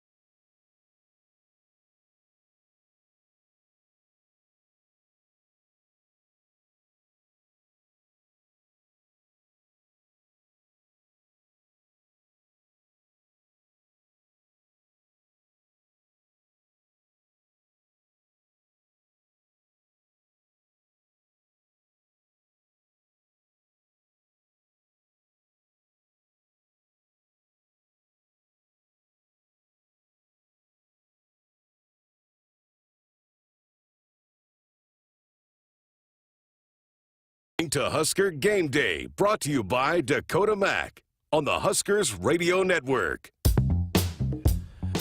Welcome back to the Dakota Mac Husker Game Day Show here on the Huskers Radio Network. Ben McLaughlin, joined by one of the newest members of the Nebraska Football Hall of Fame class, Cozad, Nebraska native, Jared Crick. Welcome back, man. Thanks for joining us. Yeah, appreciate you having me. Hall of Fame. How's that feel? I mean, that's got to be pretty surreal for you, hanging up your pads not that long ago and already inducted into one of the most prestigious honors the university has. Yeah, absolutely. I mean, when you grow up in a small town like Cozad, that's not really one thing you think of. I mean, you feel yourself fortunate enough to even get a chance to play here at a university as such, but to do the thing and be able to get inducted into something like that with a class that I, went in with, Kels, Rex, played with Rex, grew up watching Kels, all the other guys, Tyrone, Farley. It's a great experience. Got to meet a lot of great guys yesterday, and that's really what it's about. It's about the relationships you build and all that. The things on the field, like, you'll be forgotten in, given time, but that's something that at least I hope my family can be proud of. Well, something that won't be forgotten soon enough for you is a record holder, 5 sacks against Baylor. I mean, that's got to be a cool thing, right? I mean, no one really expects to have a game like that in their career. What do you remember most about that day specifically? I know because we were in Waco, and a lot of my family's in Texas, so I had probably like 35-plus people, family members in the crowd. And it was like a cold, October, here in Nebraska. So we got out of the cold weather, went to some warm weather.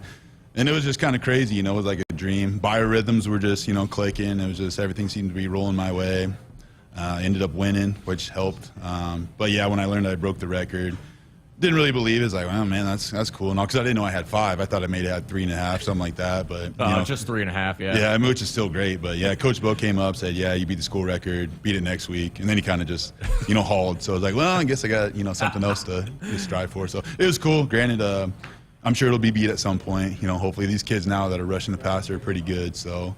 Yeah, hopefully I can hang on to it for as long as possible, but I won't be mad if it gets beat again. Sounds like Coach Bo. Levante, you had 17 tackles, but you left 6 or 7 out there. Let's get those cleaned up for next week. That's just the way he rolled, which was fantastic. And I bet the cool thing for you now, looking hindsight, Jared, is you guys did some special things on the field. Your time here, some of the best defenses Nebraska has ever seen. And in the moment, you're not really thinking about that. You're worried about prepping for Oklahoma State or Baylor or whoever it is. When you kind of look back at the accomplishments, not only of yourself, but of your teammates and the stamp you guys put on the program, how proud are you of the effort that you guys were able to put together? I was super proud. And it's one of them things when you earn the black shirt, you have to live up to that every single day. And luckily for us, we had guys that came before us that would show up every now and then and make sure that we, kept that standard. So if it weren't for the older guys, if we were just coming into and just starting our own black shirt tradition, it might have been different. But we were striving to be great, because the guys before us, were great. So hopefully we, left a mark where the younger guys can strive for that as well. But yeah, I look back and we had a lot of great talent, a lot of great coaching, but the camaraderie is what made us great. Those guys, we would literally sacrifice a limb for each other. So it was cool, a lot of great guys, and hopefully, Nebraska fans can appreciate what we were able to do. I think they certainly do, and I think the other thing that Husker fans that I've come to know, covering hundreds of athletes from you guys over the past, the Nebraska kids, is always something special too. And to see the rises of players that have been able to come from smaller towns, Cozad, Nebraska, and thinking of guys like Jack Gangwish and some other guys that have been able to follow your footsteps. What was that like for you when you first got to campus and had to make a name for yourself? And, you're telling everybody, looking at Ndamukong Suh and some of those guys say, yeah, my high school mascot was a haymaker, and they're just looking at you like, what are you talking about? What was that like for you trying to make a name for yourself early in your career? Extremely cool, because at the time, the culture was such that if you came from a small town, not much was expected of you, because they kind of overlooked, small town guys at that time. So literally starting at the basement floor and working my way up to an All-American status, that's something I can be proud of. But like you said, I had a lot of great teammates who, showed me the way, who gave me a lot of support and did the thing with us. So, credit to my teammates, but and also credit to, being raised in a small town, that work ethic that they instill in you at a young age. So I'm glad to see a lot more small town guys start to do big things, whether it's here at Nebraska or elsewhere. But definitely, if I had any part to play in any of that, I'll certainly accept it. Most of the players I've talked to that have come with paths similar to yourself, you think of guys recently, most recently Isaac Gifford and his brother Luke, and players that, maybe like yourself, weren't quite sure they could play at this level? There's always a moment or two that happen in practice or a drill or something where they go, okay, yeah, I can do this. I belong here. Was there a moment for you with that kind of realize like, yep, what I'm doing is working, and I'm gonna be able to do this? Right. I was always a strong kid, so even when I came in my redshirt year, I was lifting just as heavy as any of the starters. And I thought, well, yeah, physically, I think I could probably do it. It's just I got to learn the game. Coming from C1 football, my only thing was, chase the guy with the football, bring him to the ground. Like, that's easy. But then you get here, you learn schemes, you learn X's and O's, you learn technique, a whole different animal. So it took probably a year and a half before I really started to adjust to it. And just one spring practice, I think I started to click a little bit. And then obviously I was behind a guy like Ty Steinencooler for a year, which he was the greatest technician I've still seen as far as the defensive tackle. So I just tried to mimic whatever he did. And obviously that next spring ball, when I got kind of my first run with the ones, I just never let go. And turned out to have a pretty decent career, which, it's been good. When you think back to those defenses that you were a part of, obviously you had the splash players, right? You had guys like Levante and Gomes and Haig making the splash plays, Prince, but that D-line was next level. I mean, the amount of talent that you guys were able to not only have just naturally, but develop into, and you clearly saw that on Sundays, when your playing days were over. When did you realize, like, man, we are legit? Like, you're looking around at practice, not just is this guy good, am I good, this guy here, but like this is next level stuff. I think it was probably late in 2008, and this is when I was still, I was backing up Ty Steinencooler.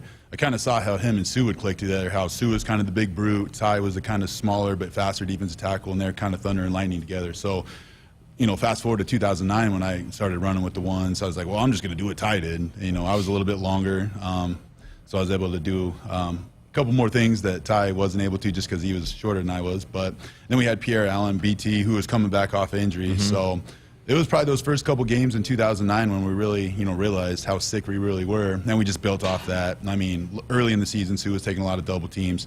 Fortunately, I was able to make some plays, take that pressure off, and then towards the later part of the season, I was seeing a lot of double teams, which helped Sue, kind of go free and take off. And you saw the career he ended up having at the end of the year. So it was one of them deals where we just all meshed together very well, and obviously we would, battle out there for each other. Lining up next to him every day in practice, did you know Sue was just alien mode? Like just watching, like obviously we all saw what he did on Saturdays and certainly, what he's done in the pros, but being the guy in the meeting rooms with him, seeing him lift and all that, like you had to have known pretty on. This guy's maybe a little bit different than some of the others. Yeah, he is different. I mean, he's there's not many like that dude, where a lot of it's just God-given.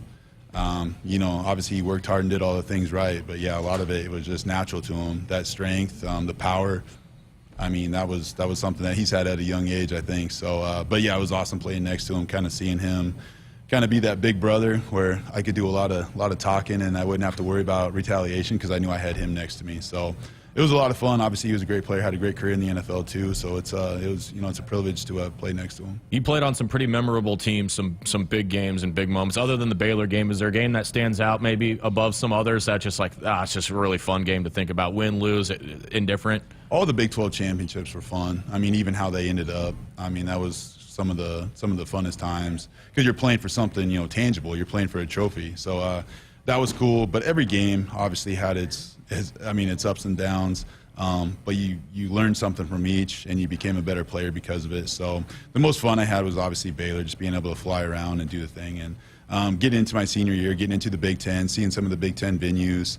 Obviously, my senior year wasn't very long. I got hurt and everything. But just being able to go and see the sites that, you hear about in college football lore, essentially, going to Wisconsin, playing Ohio State, going to Penn State, seeing it for, myself firsthand. That was cool. But, yeah, it was just the road trips with the brothers. That was probably the most cool. Your senior year had to be a pretty mentally taxing, and you probably learned a lot about yourself that year. I mean, a lot of the parts of that defense were gone. You kind of had to make a name for yourself, a lot of pressure, a lot of hype, and of course the injury, serious injury at that, probably, aspirations to play in the NFL. There's probably a lot weighing on you mentally. How much did you just have to grow to prepare you for what was next that year? Very much, and I didn't realize how immature I really was until that injury. I went into my senior year kind of believing the hype, believing I was the man, first team, everything, on all the magazine covers. I thought I was just going to be able to wake up every morning and be the man, but reality is it was never the case from the point I've been here to that point, so I should have never expected that. But So after the injury, I kind of had to look back and, wow, man, I could have did some things different. I should have done some things different. I just tried to become a better leader from that standpoint. Obviously, I knew I was going to get a chance at the NFL, and if I would have, if I played well, I'd be able to stay. But the going in that senior was tough.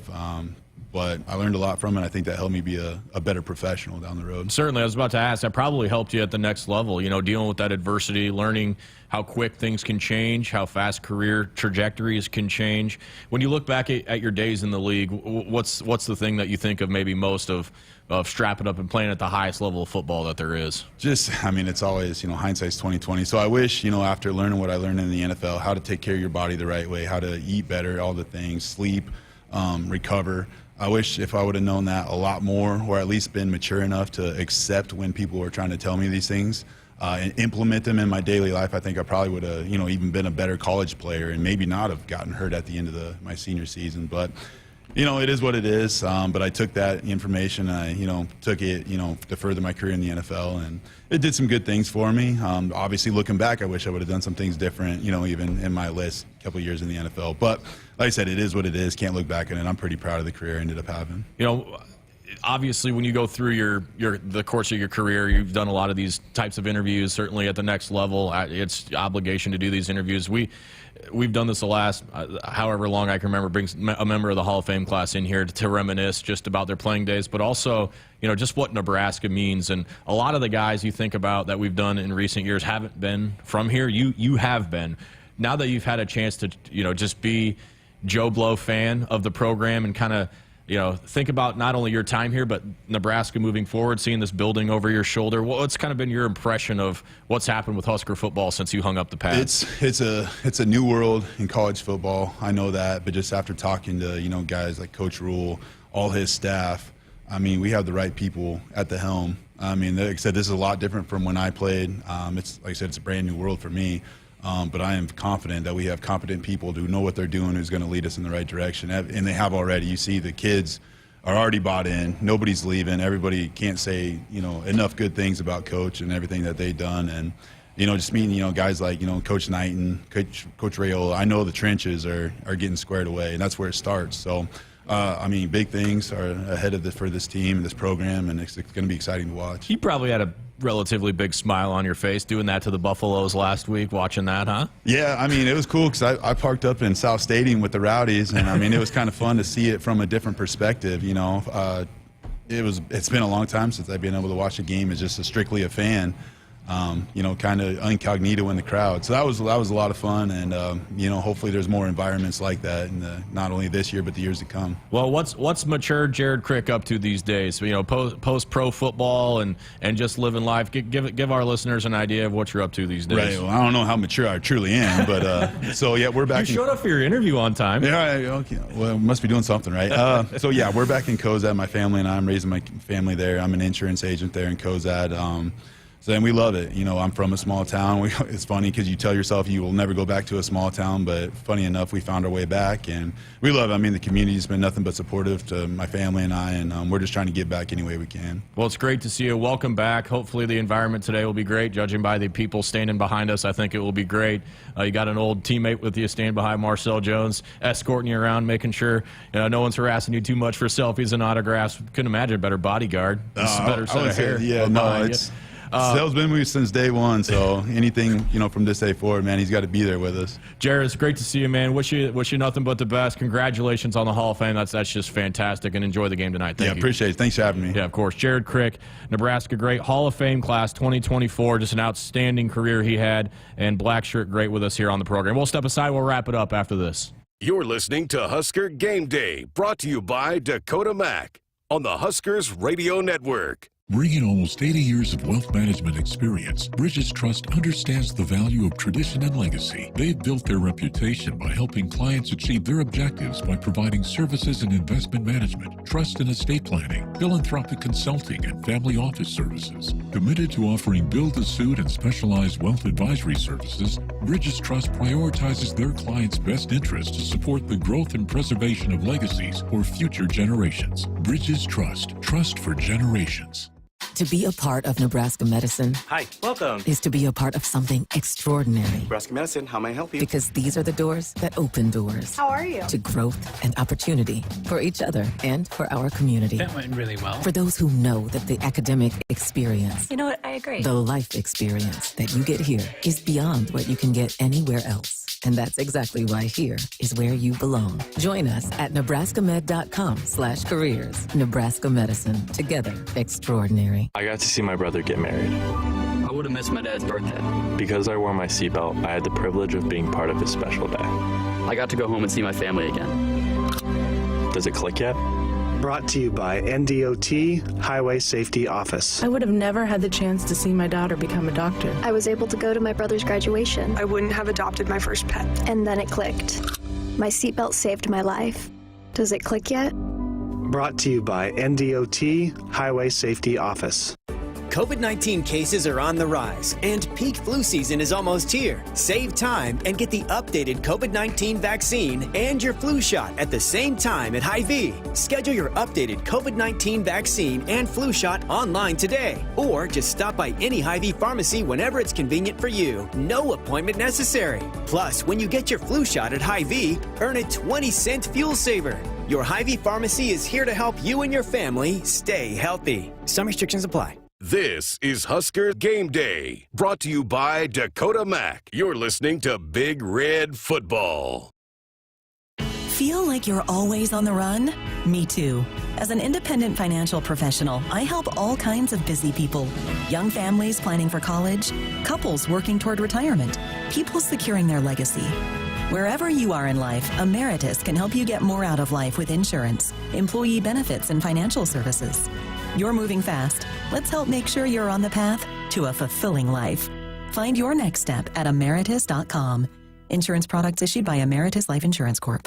For generations, hardworking people have relied on Ford F-Series trucks, making them America's best-selling trucks 47 years straight. Introducing the new 2024 Ford F-150 and Ford Super Duty, the 2024 North American Truck of the Year. This is the next generation of built Ford tough. Now get 1.9% financing for 36 months on a brand new 2024 F-150 or Super Duty only at your Midwest Ford dealers.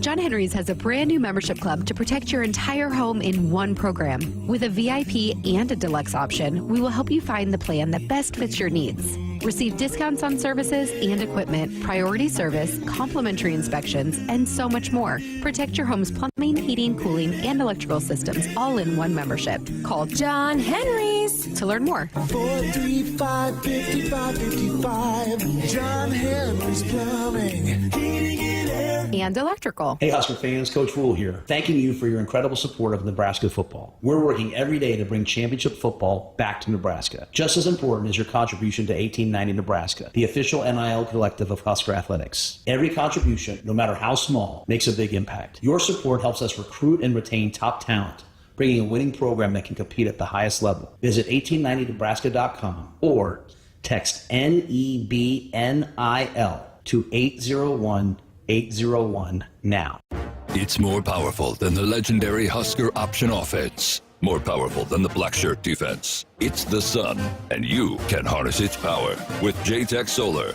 JTech, the official solar energy experts of the Huskers, can help you shrink your energy bills and start saving money now. Solar power is clean, affordable, and it's dependable because the sun always shines on the Huskers. JTech Solar for your home, business, or agriculture energy needs. Visit jtechsolar.com. There's only a few minutes left before Mom gets home and Dad needs a win. He's had a long day, Mac. He certainly has. Will this All-Star deliver dinner on time, or will Takeout take the title? Oh, look. He's changing up formation. What's he up to? There's a snap. He's heading to the fridge. Something's happening. He's going for... I can't believe it. Dad's got a bottle of Dorothy Lynch, and he's done it. The chicken, the salad, the veggies. He could go all the way. Incredible flavor. Unbelievably easy. That's how you win with Dorothy Lynch. You're listening to Husker Game Day, brought to you by Dakota Mac on the Huskers Radio Network. Hey, Nebraska fans, some people just know they could save hundreds on car insurance by checking Allstate first. Visit allstate.com or call a local agent for a quote that could save you hundreds. You're in good hands with Allstate. Hey, now it's time for our SOS Weather Impact segment, brought to you by SOS Heating and Cooling, with fair prices, honest opinions, and longer warranties. They are the Omaha area's trustworthy company since 1950. 84 degrees in the capital city right now. It'll tick away a little bit before kickoff, about 81 degrees at kick. Going to be a beautiful night for football here in Lincoln. Great to catch up with former Husker black shirt and newest member of the Hall of Fame, Jared Crick. What an absolute monster he was. Yeah, he was a terror. And he's so authentic, right? He doesn't give that revisionist history that was all rainbows and butterflies. Like, he gives you the good with the bad, the highs and lows. He's what the kids like to say is a real one.